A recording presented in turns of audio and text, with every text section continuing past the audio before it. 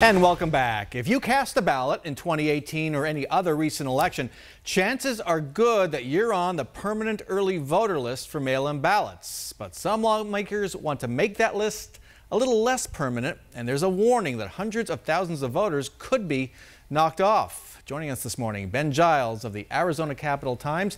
He's been covering the bill at the Capitol. Welcome back. So I'll ask you the same question I always ask legislators. What problem is this bill solving? Well, the bill's sponsor, Senator Michelle Ugenti-Rita, said the problem is people aren't doing enough to make sure that their registration is accurate, and that elections officials have to spend all this money, however much in postage it costs, to mail ballots out to people who either aren't getting them because they don't live there anymore or aren't using them.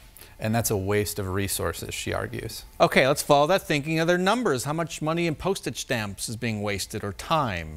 Election officials' time? However much a postage stamp costs, by about $200,000, I guess. Is a rough number. Okay, so where's that $200,000 number come from? So that was provided by the Secretary of State's office, and that was an estimate based on the 2016 and the 2018 election cycles. And what that number shows us is the number of people who didn't use their Pebble ballot in either the primary or the general election of those 2 years. So 200,000 people on Pebble, permanent early voter list, didn't vote. Didn't vote. In those 2 years. Or not necessarily even didn't vote. They just didn't use their early ballot. The way the bill is written is if you show up to vote in person day of the election, not drop off that ballot as so many people do, but if you vote at an early voting site or if you vote day of the election in the traditional way, you would still be removed. You would have participated, but you would not have used your early ballot.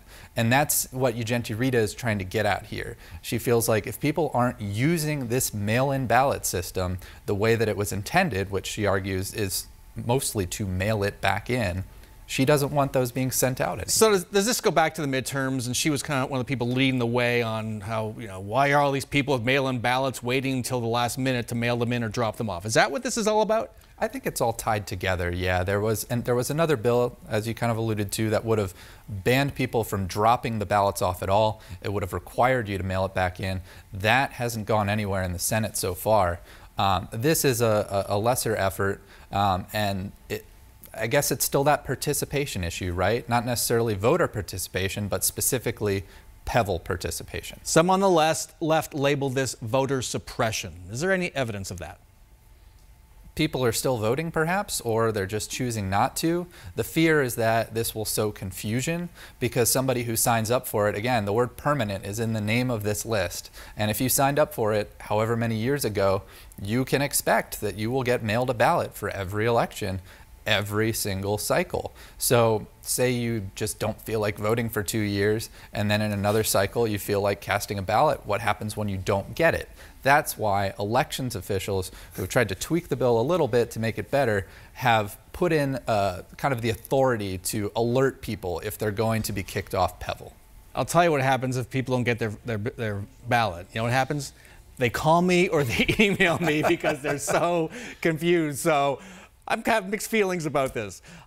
Have county recorders said this is an issue they want to deal with? Are they calling for this kind of legislation? No, the county recorders did not ask for this, but what they have done is what I just mentioned. They've tried to tweak it to at least provide some avenue for them to let people know, hey, this is happening, because I think they see the writing on the wall that there's enough support for this to pass it, so why not just try and at least help people out if they're going to get purged from Pebble. Okay, so tell us, where does this stand? What has it passed? What's the next step? It's already cleared the Senate. It passed with near unanimous support from Republicans.